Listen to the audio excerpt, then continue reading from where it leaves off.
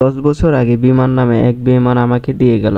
আমাকে আর নিতে আইলো না। জানো ভাই, বাপটাও মারা গেছে, তার কবরটাও দেখা হয় নাই। মার কথা মনে পড়লে রে ভাই বুকটা ফাইটা কান্না আছে। জানো ভাই, মাঝে মাঝে আমি দেখি স্বপ্নে বাড়ি গেছি, মুক্ত পাখির মতো সারা গ্রাম আমি ঘুরে বেড়াচ্ছি। মায়ের কোলে মাথা রেখে বললাম, মা ও মা, আমি আর যাব না ওই দূর প্রবাসে। চোখটা মেলে চাইয়া দেখি এখন আমি সেই দূর প্রবাসেই।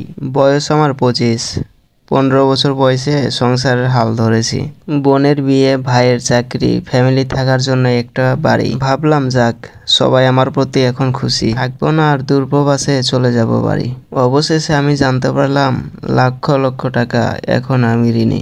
এই তো সেই দিন বাবা আমাকে মাথায় তুলে রাখতো, বাবা তুই একটা কিছু কর, চলছে না এইভাবে। বাজান আমার অনেক রাগী, চলে গেছি দূর প্রবাসে। বাজান তুমি ফিরে এসো, কইছি কতদিন, আসবো বাবা আসবো বাবা করছি কতদিন। ওরে বাজান ফিরে আয় না, কান্দে আমার মন। শেষ বিদায়ে ছোট্ট একটা তোমার কাছে আমার আবেদন। আজ 1 তারিখ, হাতে আমার অনেক টাকা।